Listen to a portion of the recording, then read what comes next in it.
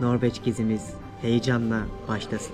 Abi çok güzel ya. Hani sanki birisi gelmiş de boya atmış gibi. İsviçre'den sonra gördüğüm doğa konusundaki en mükemmel örnek bir ülke burası. Aslında Şili gibi upuzun bir ülke. Doğada bir tane çöp dahi göremiyorsunuz. Öyle ki dünyanın en uzun fiyordu da burada mesela. Gördüğüm deniz mahsulü zenginliğini son zamanlarda hiçbir yerde görmedim. Balina eti satıyorlar, 500 koron. 400 bine yakın göl var. This is blue Norwegian lobster from the Arctic. Beni ısırdı. O kadar güzel yerlerden geçiyoruz ki yani neye bakacağımızı, neyi paylaşacağımı, anlatacağımı şaşırıyorum.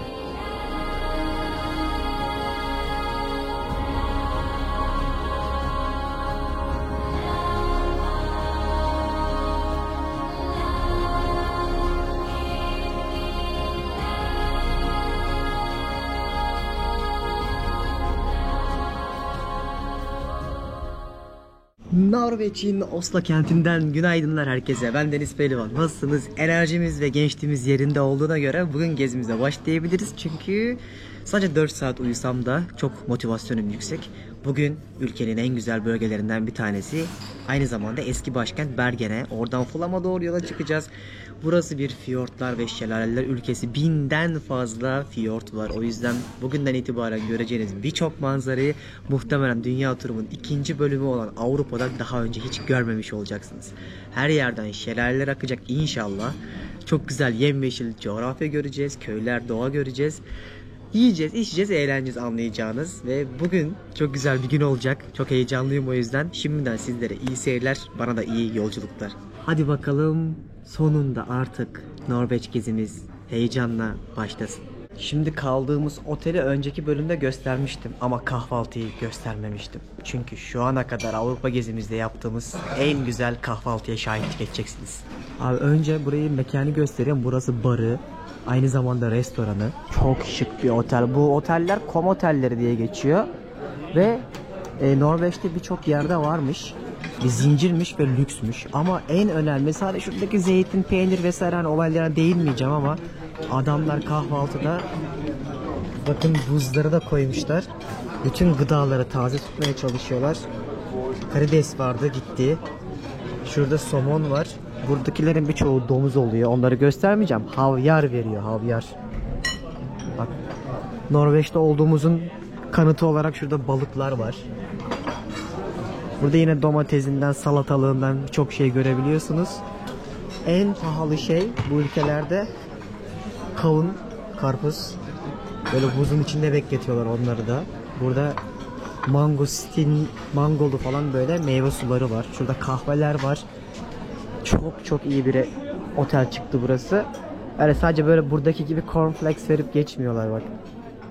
Ki daha bitmedi. Bir de ayrı bir bölüm daha var. O da burası. Burada da sıcaklar var. Yani şu ana kadar hiç bu kadar zengin Avrupa'da gezimde kahvaltı veren yer görmedim. Şöyle fasulye bile veriyorlar. Düşünün yani, domatesliymiş. Şurada pankek var, yumurtalar var. Şu domuz, bacon. Böyle gidiyor. Gerçekten çok iyi bir başlangıç oldu bu sabah. Kendime şöyle bir tabak yaptım. Somon, kruvasan, yani çıtır çıtır bir kruvasan bu. Böyle biraz meyve, patates, peynir, havyar. Şu karides ama bu havyar. Bunu sevmedim. Çok yoğun. Şöyle karides vermişler bakalım. Bak bu çok güzel. Norveç'e geldiğimiz belli. Adamlar deniz mahsulünü yığmışlar. Dünyanın en büyük somon üreten ülkesi. Kahvaltıda somon yenir miymiş? Yeniyormuş. 10 numara. Çok beğendim.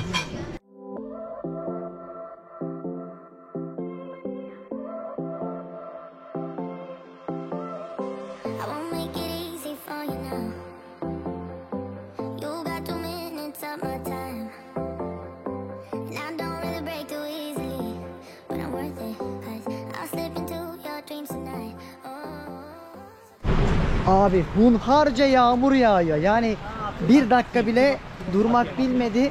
Şimdi muhteşem manzaralar var. Yani ne kadar gösterebiliyorum size bilmiyorum ama tabii yağmur olmasa daha net görünür.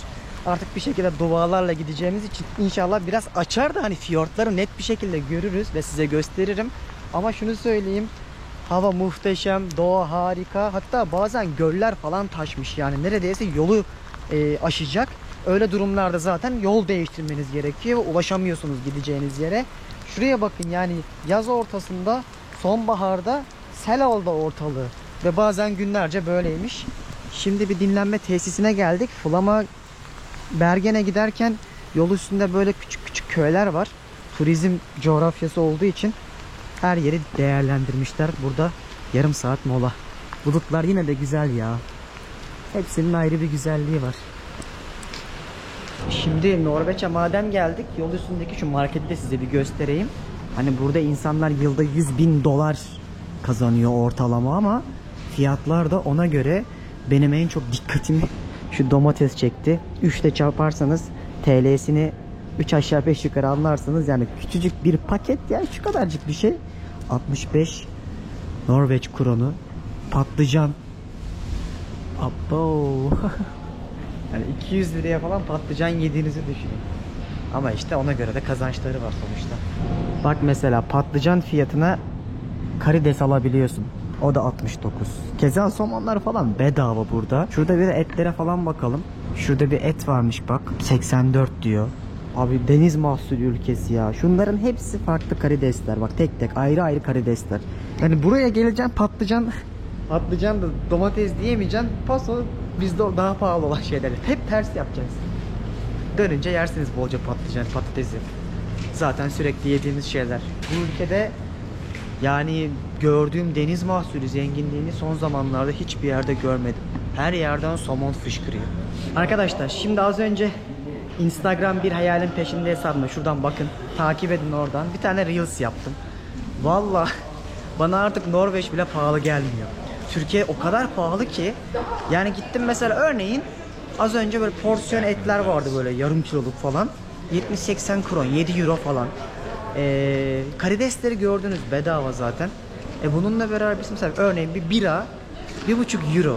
Patlıcan, patates vesaire pahalı gibi gelebilir size belki ama yani artık o bile pahalı gelmiyor bana. Norveç kronu olarak düşünürseniz 1 milyon Norveç kronundan fazla kazanıyor. Onlar için bu var ya çerez parası. Bakın bunlar da onların muzları. Ama bunlar tabi doldurulmuş değil, oyuncakları. Normalde bu kadar büyük oluyor. İnşallah bir gün daha da kuzeye gidip size onları da gösteririm.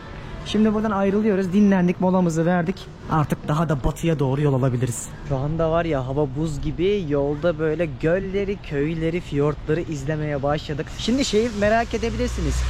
Bu fiyortlar sizce nasıl oluşmuş olabilir? Fiyortlar şöyle oluşuyor. Buzul çağında aslında buradaki vadiler gibi görünen yerlere buzullar varmış ve toprağa yumuşak tabakayı itmiş buzda ilerledikçe. Böylece bu vadiler oluşmuş. Akabinde eridikten sonra da günümüzün fiyortları, aslında vadinin sulu hali gibi düşünebilirsiniz fiyortları ve dünyanın en uzun fiyortları burada. Kanada ile beraber aynı özelliğe sahip bir coğrafya. 400 bine yakın göl var ve kıyı uzunluğu 29-30 bin kilometre. Öyle ki dünyanın en uzun fiyordu da burada mesela. Flam'da başlayan fiyort mesela, o 200 kilometre civarında ve direkt okyanusa kadar açılabiliyorsunuz.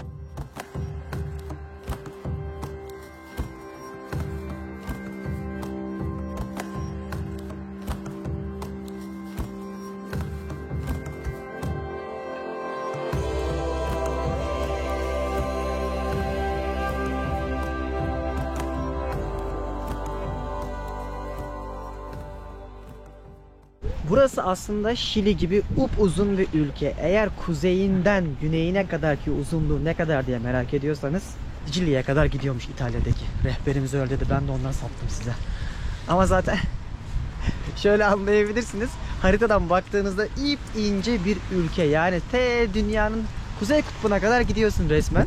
Oralarda nüfus yoğunluğu çok daha az. Kışları 24 saat gece, yazları da 24 saat gündüzü yaşıyorlar. Şimdi yemek molası verdiğimiz yer böyle bir yer. Hava buz oldu. Hızlıca bir şeyler yiyeceğiz. AVM'nin içerisine yemek reyonu yapmışlar. Burada yemek yiyoruz şimdi. Alacağız şuradan. Kiloluk. Burada yok abi. Dışarıda vardı, oraya yağıyor. Kanatlar var. 100'e satıyor. 10 euroya falan geliyor. Tavuk butta 16 euro ama kilosu. Burada balıklar falan da var ama hızlıca bunu yiyip yola devam etmemiz lazım. Çünkü benim size gösterdiğim bir yolculuk Oslo'dan Bergen'e 7-8 saat sürüyor. Çok hani tek gidiş tek geliş, ülkede otoban olmadığı için bütün yollar böyle köy yolu gibi yavaş yavaş tın tın gidiyorsun. O yüzden gün ölmesin diye hızlı acele ediyoruz şu anda. Böyle bir yere oturduk piknik yapar gibi. Zaten burası doğa ülkesi olduğu için birçok insan böyle restoranda yemek yemiyor. Alıyor yiyeceğini içeceğini, bir yerlere oturuyor. Şöyle kanat aldık. Geçen but vardı ya. Aha. Butlar bitik. Güzel. Beğendim.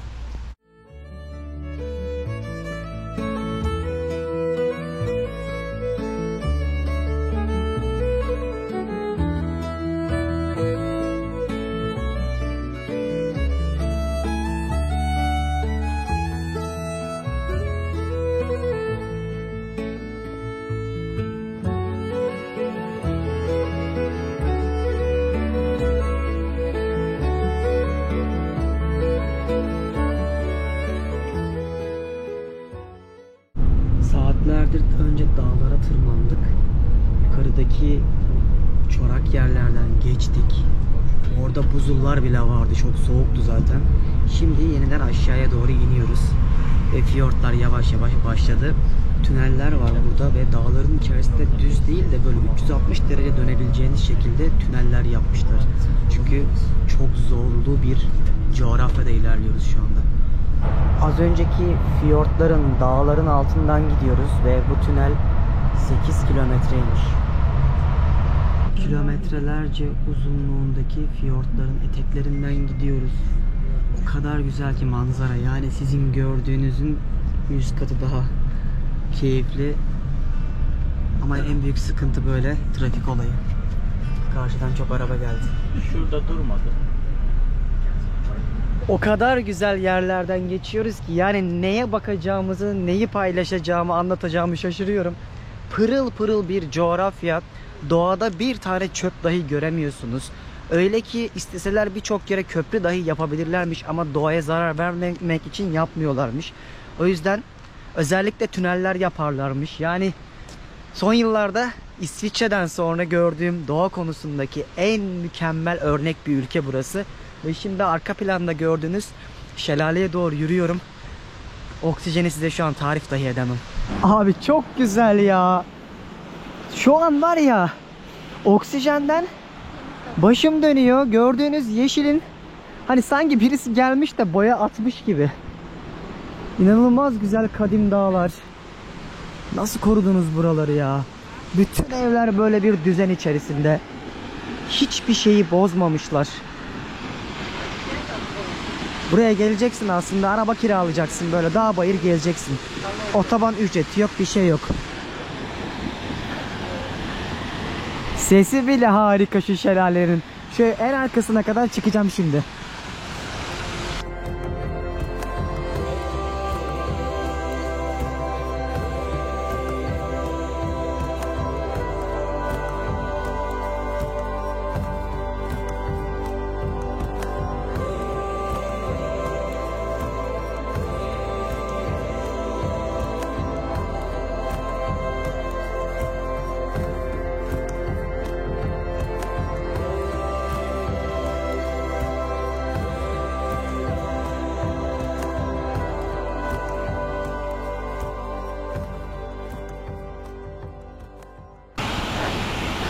O kadar heybetli ve görkemli ki.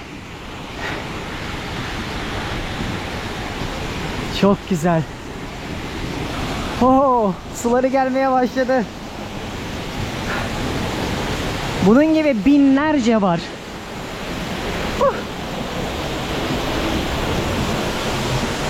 Of, şu debiye bakar mısınız?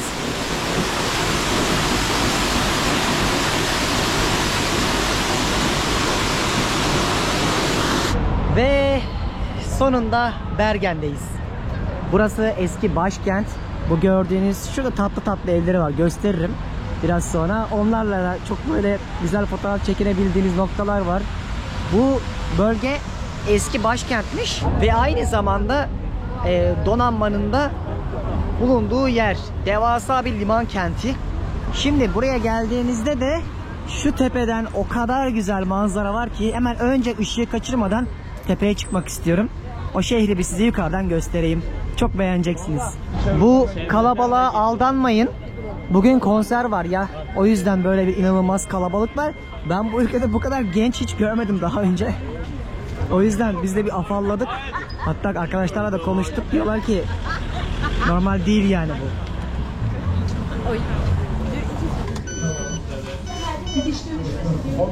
Thank you.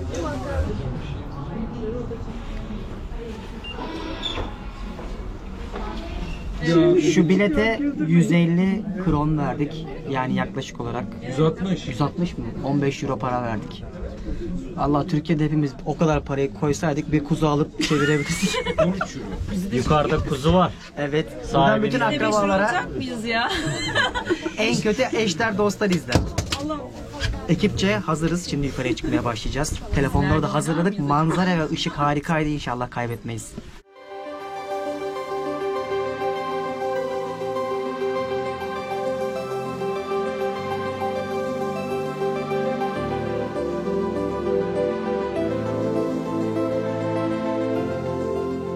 Şu anda 800 küsür metre yukarıya çıktık ve gözetleme noktasına geldik.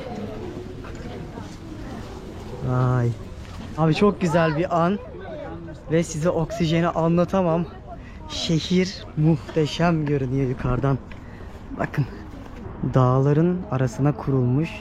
Zamanında belli bir bölümü bombalandığı için yok olmuş. Günümüzde de kent böyle görünüyor yukarıdan. Bizim az önce geldiğimiz yer şurasıydı. Şurada gemiler görüyorsunuzdur. Bu gemiler ne biliyor musunuz? Buz kırma gemileri. Özellikle kuzeye büyük gemilerin geçmesi için yol açan gemiler olarak biliniyor.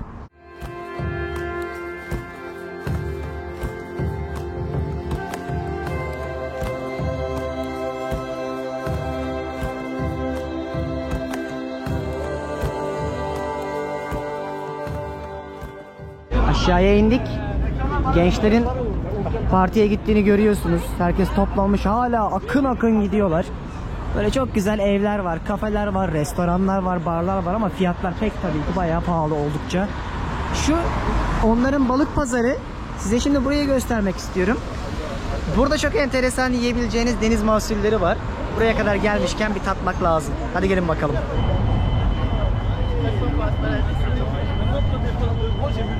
Ben bu pazara yıllar önce de gelmiştim. Burada büfeler falan da var ama oradaki asır pazarın içerisinden de alabiliyorsunuz. Abi şu yengeçlere bakın. Discovery Channel'daki yengeç avcıları var ya. Onlar gibi benim gövdem kadar var şu. Ama bunlar inanılmaz pahalı oluyor. İnternetten de araştırabilirsiniz yani. Öyle böyle değil. Burada yine somonlar, balıklar, ahtapotlar var. Ahtapotun kilosu 100 dolar. Aa, şu balina, whale, balina eti satıyorlar, 500 koron. İstakoz parçalarını satıyorlar, 349 koron. Yine karidesin tanesi 89. Şurada istiridyeler var, 70'e satıyorlar. Burada havyarlar var, yani var da var. Şöyle tabaklar var, koymuş örneklerini. Full ıstakoz şurası. Devasa ıstakozlar. Benim video çektiğimi gördü eleman. Oha! No, pero estas están más azules. Wow! Look, put in the sun. Look in the sun. Ya güneşte bak diyor. Put in the sun. Wow! İnanılmaz ya. Arctic ha? Ocean. This is blue Norwegian lobster from the Arctic. Ow, ow, ow, ow, ow, ow, ow. Elini ısırdı. Thanks mate. Put your finger, put your finger. No, I don't. Come on. I can't. I Come can't. on. Kendini ısıttırıyor. Buralarda seçtiğiniz ürünleri direkt pişirtebiliyorsunuz. Genelde hep somon ağırlıklı yiyorlar.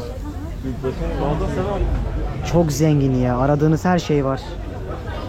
Yani isterseniz böyle ekmek arası işte somon ve karides de yapıyorlar ama şu 149 kron, 15 euro yaklaşık olarak. Gereksiz pahalı. Ama şurada bak ellerinde kalmış, muhtemelen 100'e de satıyorlar. Happy hour yapmışlar. İşte dünyanın en büyük deniz mahsulü üreticilerinden bir tanesi olunca oldukça balık var ama pek tabii ki ben şu ana kadar izlenimimi söyleyeyim. Akdeniz'deki o zengin çeşitlilik yok. Genelde aynı ürünleri satıyorlar ama Pazardaki o özellikle karidesler, istakozlar, kalamarlar, şeyler, yengeçler taptaze. Lakin bir hayli fazla. Bunun yerine hemen karşısında bir restoran var. Orada güzel bir şey de yiyebilirsiniz. Yani burası çok ayak altı. Aynı paraya çok daha iyi hizmet alabiliyorsunuz. Şimdi oraya gidiyorum. Porto 13 diye bir mekan var burada hemen pazarın karşısında. Burada yemek yiyeceğim şimdi. Ben şöyle bir deniz mahsulü söyledim mekanda. Orada şimdi 150-200 vereceğime burada 200-250'ye fıstık gibi yemek yerim ve bol deniz mahsullü. İçinde de şöyle giant bir karides falan var. Deniz mahsulü makarna.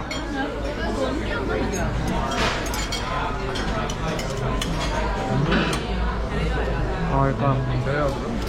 Bir tavukla duruyoruz ama buna da şükür. Afiyet olsun gençler. Harika geçen bir yolculuk sonunda otelimize ulaştık. Çok güzel yerler gördüm gerçekten. Başımı cama yaslayıp muhteşem o fiyortların, göllerin manzarasını izlemek çok keyifliydi. Yorucuydu. Sabah saat 7'den beri size video çekiyorum ve şu anda saat akşam 10 oldu. Ama yine de çok keyif aldığımı söyleyebilirim. İnşallah sonraki bölümde buranın en önemli yerlerinden bir tanesi olan Flam bölgesine gideceğiz. Onun da vlogunu ayrı olarak yaparım.